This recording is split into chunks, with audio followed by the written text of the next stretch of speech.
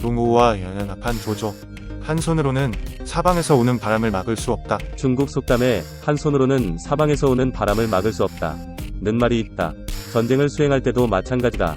한 곳에 역량을 집중하지 않고 두 가지 전투를 동시에 수행하는 것은 매우 위험한 일이다. 삼국지 연의를 보면 위, 촉, 오 삼국이 천하를 할거하는 구도가 형성된 후 이들 세 나라 사이에는 계략이 난무하고 크고 작은 전투가 끊이지 않았다. 이런 복잡한 전쟁 속에서 조조와 유비, 손권은 어느 한쪽과 동맹을 맺고 자신을 제외한 나머지 두 세력이 손을 잡지 못하도록 하기 위해 갖가지 수단을 동원했다. 세 나라가 할거하고 있으니 2대1이 형세가 되면 외톨이가 된 쪽이 무조건 불리했기 때문이다. 그러나 이들 세 나라 사이의 이해관계가 워낙 복잡하여 자신이 이득을 보기 위해서는 불가피하게 상대에게 손해를 입혀야 하는 상황이었기 때문에 어떤 쪽이든 동맹관계를 길게 유지하기란 거의 불가능했다. 유비는 한중에서 조조군을 격파하고 형주와 양양, 동천과 서천을 점령한 후 이를 기반으로 세력을 점점 확대해 한중왕으로 즉위했다. 이 소식을 들은 조조는 노발대발하며 대군을 일으켜 유비와 자웅을 겨루겠다고 이를 갈았다. 하지만 동호와 서촉 사이의 갈등이 이미 격화되고 있음을 간파한 책사 사마이가 조조에게 간언했다. 강동의 손권이 누이를 유비에게 시집 보냈다가 몰래 데려갔고 유비 또한 형주를 점거하고 돌려주지 않아 기차, 원한을 가지고 있습니다. 말 재주가 있는 사람을 뽑아 정가를 보내 손권을 설득하여 군사를 일으켜 형주를 치게 하시면 유비가 반드시 서천과 동천의 군사를 동원해 형주를 구하려 할 것입니다. 그때 군사를 일으켜 한천을 취하신다면 유비가 승리사는 할 수 없어서 그 형세가 위태로워질 것입니다. 동호와 연합해 서촉을 치는 책략은 당시 형세로 볼 때 정확한 전략이었다. 조조의 전갈이 도착하자 동호의 신하들은 조조와 연합하자는 쪽과 저항하자는 쪽으로 나뉘어 의론이 분분했다. 하지만 다른 것은 몰라도 형주는 오랫동안 손권의 골머리를 앓게 하는 문제였다.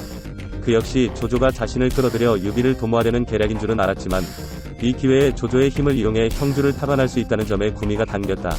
그러나 신중한 성격의 손권은 형세를 정확하게 판단할 수 없는 상태에서 덜컥 행동에 옮길 수는 없었다. 그래서 그는 확신이 든 후에 결단을 내리기로 하고 조조가 보낸 사신을 좋게 돌려보냈다. 그런 후에 제갈량의 형인 제갈근을 형주로 보내 관우의 딸에게 자기 아들의 혼담을 넣는 척하면서 관우의 속내를 떠보도록 했다. 그러나 안타깝게도 용맹과 지략에 있어서 당대 최고의 명장인 관우는 당시의 형세를 정확하게 판단하지 못했다.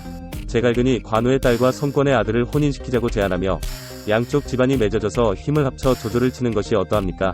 라고 묻자 관우는 제갈근의 말이 끝나기가 무섭게 호통을 쳤다. 범의 딸을 어찌게 해 아들에게 시집 보낼 수 있겠는가. 결국 제갈근은 소기의 목적을 달성하지 못한 채 동호로 돌아갔고 손권은 조조와 손을 잡고 형주로 진격해 관우와 결전을 벌이기로 결심했다. 훗날 전투에 능한 관우가 칠군을 물에 빠뜨려 죽이기는 했지만 이미 이때부터 전세가 기울고 전략이 번번이 실패해 결국 형주를 잃고 목숨까지 잃는 비극이 초래되고 말았다. 천하산분이라는 전략적인 관점에서 보면 군사력이 승리를 보장하는 가장 기본적인 요건임은 사실이나 연합과 동맹을 배제하고 외교적으로 고립되면 전략상 불리한 위치에 처하게 되고 군사적으로도 위험한 지경에 다다르게 된다. 역사를 살펴보면 양쪽에서 협공을 받은 군대가 승리한 경위는 거의 없다. 동시에 두 가지 전쟁을 수행하는 것은 병가에서도 크게 금기시해왔다. 관우는 이 점을 헤아리지 못하고 자신에게 청룡어 월도가 있는 한 그 누구도 형주와 양양을 빼앗을 수 없다고 자만한 것이다. 아무리 뛰어난 전술도 전략상의 손실을 메울 수는 없는 법이다. 관우가 맹장임은 사실이나 형주를 잃은 상황으로 볼 때 그는 전략적 안목에서 상황을 분석하고 문제를 인식하는 지휘관은 아니었던 것 같다. 정사에 따르면 조조는 유비가 한중왕이 된 후에 동호와 연합해 서촉을 치는 전략을 펼친 것이 아니었다. 역사에는 다음과 같이 기록되어 있다. 관우가 우금의 칠군을 물에 빠뜨려 몰살시키고 천하를 뒤흔들어 번성의 위기가 닥치자 의왕 조조가 책사들을 불러 허도로 피신하는 것이 어떤지 물었다. 그때 승산군사마 사마이와 서조석 장대가 말했다. 우금이 물에 빠져 죽었지만 국가의 대계에는 손해가 없습니다. 유비와 손권이 겉으로는 친해 보이나 실은 관계가 소원합니다.